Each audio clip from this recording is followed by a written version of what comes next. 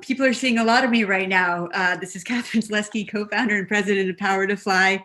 This is the beauty of a virtual conference. You can just bounce to every single room and have fantastic conversations. So my next conversation is with Alejandra Castillo, and I hope I pronounced that right. You did? Practicing my Spanish, who is the CEO of YWCA.org.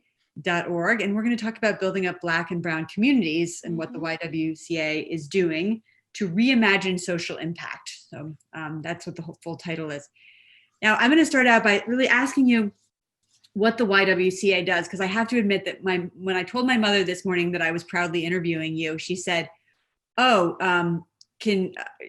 are they doing swimming lessons right now?" Exactly. So that was that was the about my son. So, and I know you do really about social impact, and so let's and frame that properly. Yeah, no, and I well, first of all, thank your mother, because that's a good way to set up the conversation, right? Many folks do tend to confuse us with another organization that sounds similar, but we're very different, right?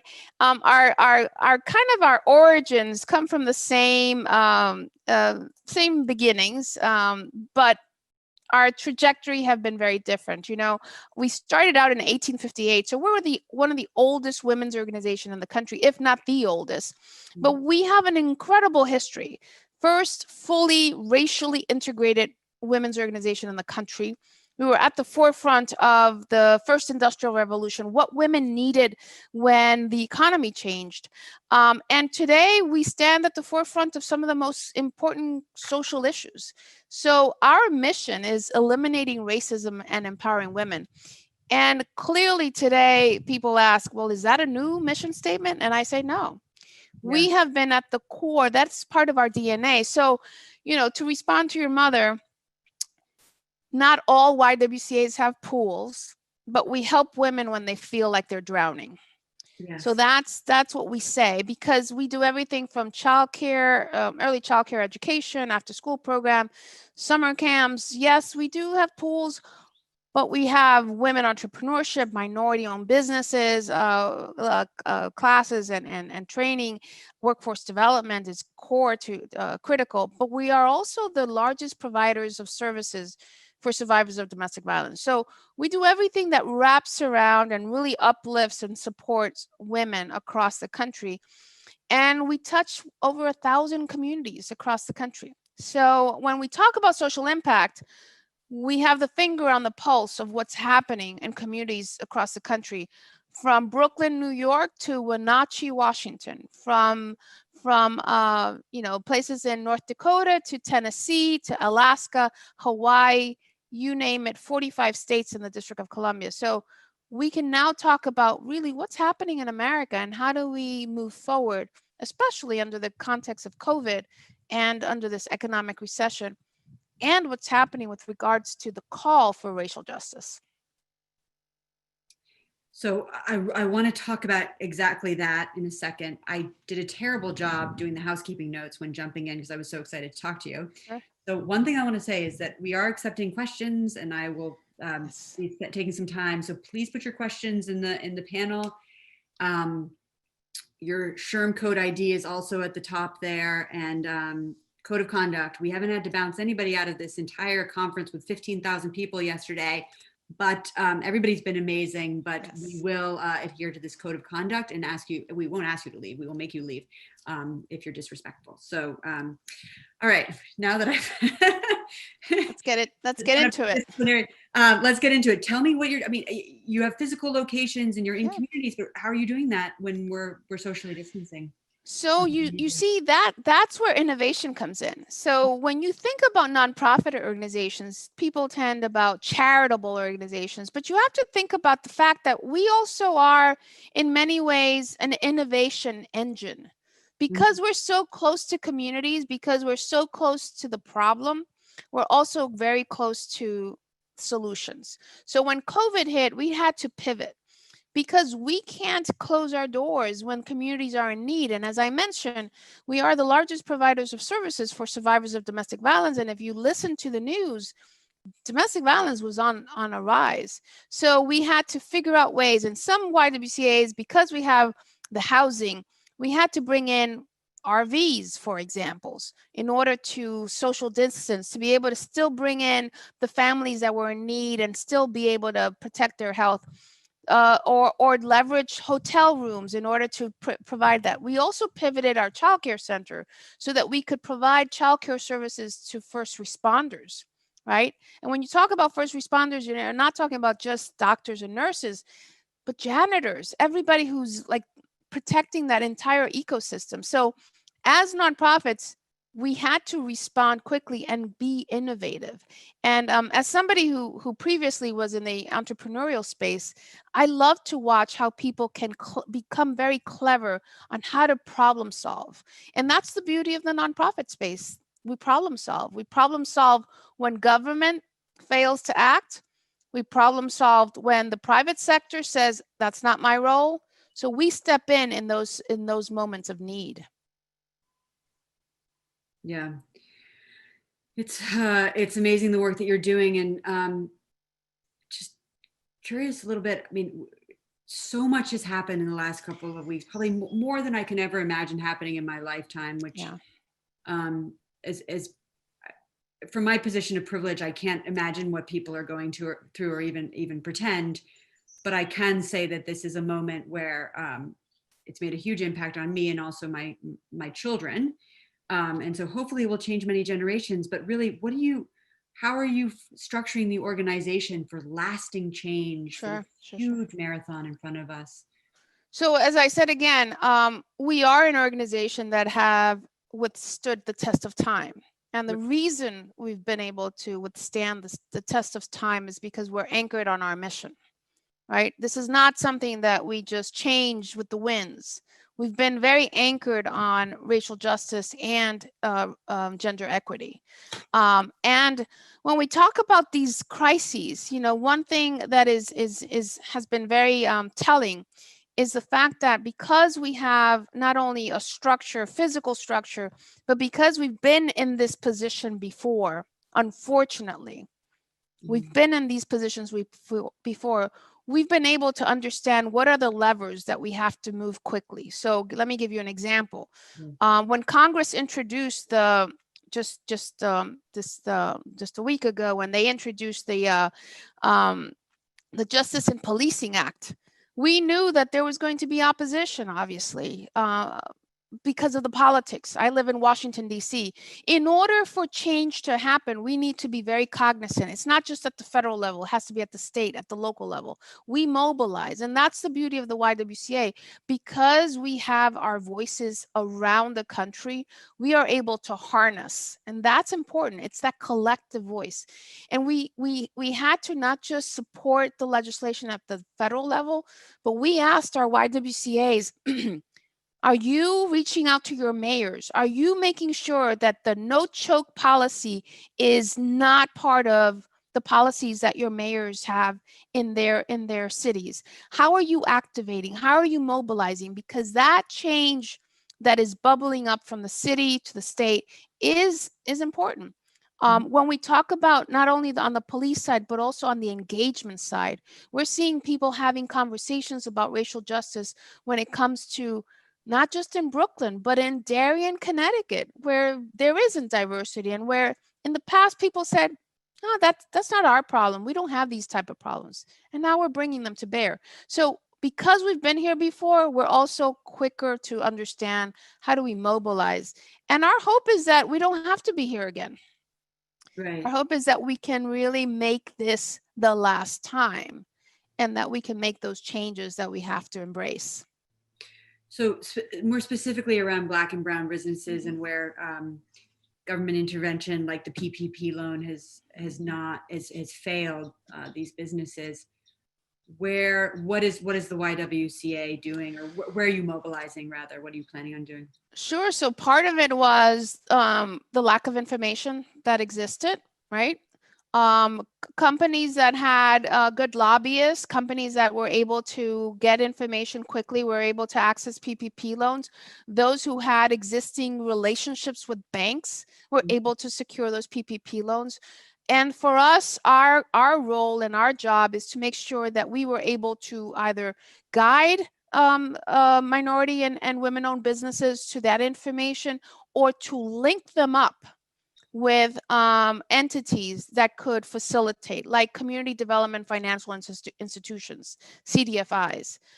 Because what unfortunately was painful to watch is that when Congress put that package together, they relied on the big banks. And somebody who's worked in DC for a long time, I was disappointed. Part of me was like, really? We didn't learn from 2007? You think the big banks are going to be the ones to help out the small businesses? So it was very short-sighted. It was painful to watch. There have been some corrections, and that's important, but the timing was off, and the way it was rolled out, and the entities that were involved. So organizations like ours play a role in actually disseminating information to the small businesses around us. We contract a lot of small businesses.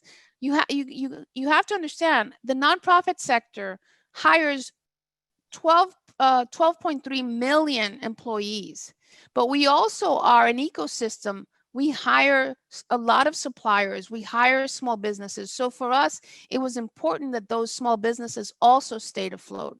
So in many ways, it was a dissemination of information, and also advocating in front of Congress for some of those for some of those corrections that you've seen lately, especially elongating the time for repayment or for turning those loans into grants. Mm-hmm. Yeah. It's amazing how much just information alone and these connections really played into the process. So again, we are taking questions. I do see one question in the Q&A chat, but put them in the live chat as well, and they'll get fed to me. And that one question is whether the YWCA will be present at the job fair on Thursday. And I can say, no, but you're invited to. I don't think I gave you that. I didn't give you the invitation. So the team might kill me because we only have a day, but if not Thursday, we have live job fairs all the time. Yeah, and we do post our jobs through LinkedIn and various social media platforms. We're always looking for great talent and for individuals who have a passion for our mission. So if you're on any of those platforms, please be on the lookout. Great. You talk a lot about financial institutions, financial world. You're in the stock market. The YWCA has its own ticker. So can you speak a little bit to that? What that means? I mean, just back us up a little bit, because I think a lot of people are sort of scratching their head right now. I know, and I'm going to share. Hopefully, I can share this quick PowerPoint. I think it should be up. It is up. Okay, great. So let me scroll down, because we do have so this was, let's back up a bit. Before we started this conversation, one of the things that's important to know, especially during a recession, is, the nonprofit business model is very broken, right? We rely in many ways on philanthropy, foundations, government grants, all of these different sources of revenue, which are very, in many ways, are tied to the will of a philanthropist, which can be a little finicky sometimes, or whether there are dollars in the state budget or the federal budget. So it can be very unpredictable. And one of the things that we as a nonprofit understood was we needed to have a source of revenue that could support our mission, irrespective of the changes. So we partnered with an organization called Impact Shares, and we created what's called an exchange traded fund, an ETF. And this is the beauty of it. First of all, as an investor, especially for women investors, which we want to support, you can invest in those things that matter to you, which is what's called the ESG realm, environmental, social, and governance. You want to make sure that when you invest, you're investing in companies that matter to you, that are doing the right thing. So we created an ETF that really measures company along a set of criteria. Do they have diversity and inclusion policy? Do they have pay equity? Do they have pay leave? What are they doing with regards to gender-based violence? Do they have certain policies that are important to empowering women? And that's what this ETF is all about. So yes, we are, the YWCA Women ETF is traded on the New York Stock Exchange. And it's an innovative way to really change the way nonprofits are funded. But more importantly, it's also an empowering way for women to make sure that when they invest, that companies are paying attention, that as investors, we are also saying to the corporate world, our money is important, and we're going to drive our investment to those companies that are doing right by women, as well as by communities of color. So again, we're only one of three nonprofits. This is the YWCA, the NAACP, as well as the UN Foundation. And, it's new, it's novel. And again, as I mentioned before, part of this is, even though we're an organization that's 162 years old, that does not mean we're not always changing and innovating. That's what keeps us alive. That's what keeps us going. That's why communities still see us as a validated and trusted partner. And it's exciting. It's very exciting. That's so great. We got some great questions about it too. So one was, what is the stock ticker from Tasha? I believe it's WOMN. Correct. WOMN. Yes. And then what was the group that you partnered with again? People want you to repeat that. Sure. It's called Impact Shares.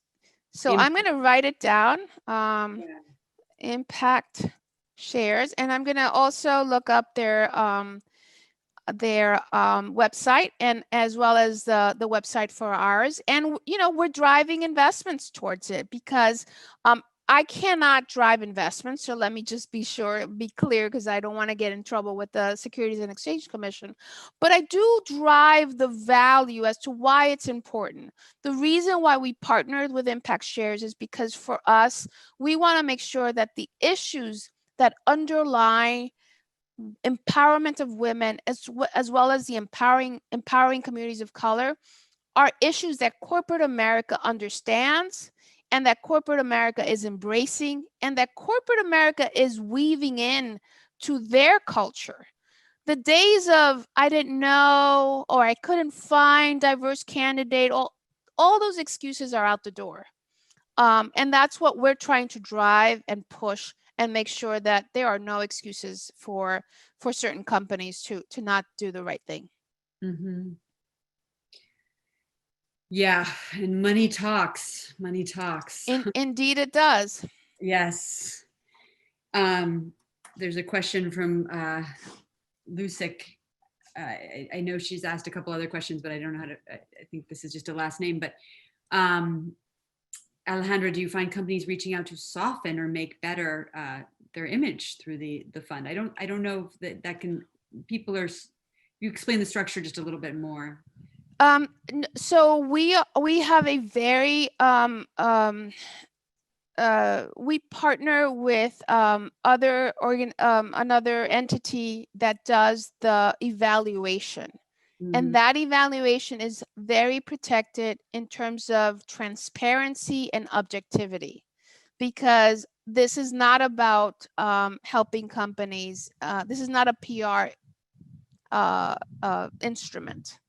This is an instrument where, through various preset criterias that are important to us as in terms of supporting women, we can then measure against that. So the way it has been structured shields us from any type of company that's trying to just do something for PR purposes. So that's the way we're working through. So I just posted the Impact Shares website, and for those who want to visit it, please do so and look at the WOMN ETF. And again, I would say, you know, as somebody who didn't come from a family who knew about investing in the stock market, these are the type of introductory discussions that I think both as women and as communities of color, we need to have a conversation of how do we invest? How do we support? How do we patron, right? Who do we give our loyalty as customers?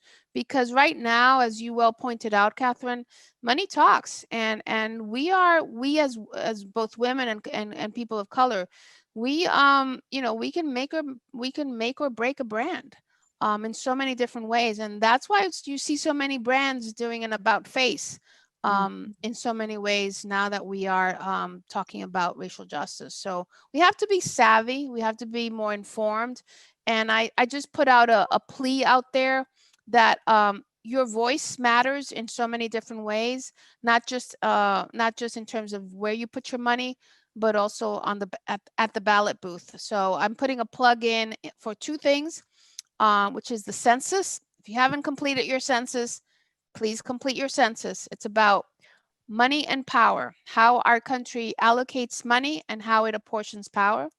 And then make sure that you're registered to vote come November. So those are my two PSAs for the day. PSA. My father, I'm living with my parents, right? My family is living with my parents because of COVID, and my 73-year-old father worked very hard on his census. It's very quick, but he was, Yeah. you know, I don't know, he's very focused on it. So it's important. Yes. Tasha actually has a great question that, you know, feeds into what we're saying is this notion of information as privilege is interesting. How else have you seen this dynamic impact, you know, communities of color and Black people, and how can we help address that obstacle? So you're talking about financial information, but what other areas do you see opportunities in? What other areas do I see opportunities in? I'm sorry. I didn't want to say problem. I wanted to say, where's the opportunity to increase information, because it's a privilege, right, for communities that have normally been left out of information pools. Yeah, you know, and you know, we are so accustomed finding information through you Google it, or you know, through our phones, and we have to be mindful. And this is where again, our voices must be raised. The digital divide is a reality. You know, the digital divide, whether it's because of income level or geography, is still a huge issue in terms of how we disseminate information nowadays. Most of information is either disseminated through your phone, through your computer, through your access to internet. So there's that big barrier. But the other thing that I would say is being able to discern what's good information versus what is questionable information. Again, why these gatherings, why organizations like the YWCA are so important, because it's through these type of conversations where we can come together and really have valuable information to share, and to have consistent information to share. As we move through COVID, you know, people have been asking, well, why don't we have clarity? Well, because you know, this is a virus and it's a new virus and it's evolving, but being able to have trusted partners that can actually walk us through it. The other thing is the uncertainty of the moment. This economic situation is still evolving.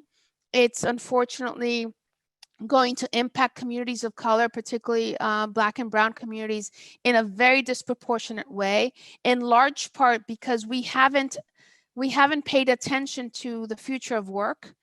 The economy has been changing right before our eyes, but our education system hasn't been changing at the same rate. We are not training the future population to the jobs of tomorrow. And we're, you know, and communities of color are in the service industry, which, as we've seen, is the one that's most affected.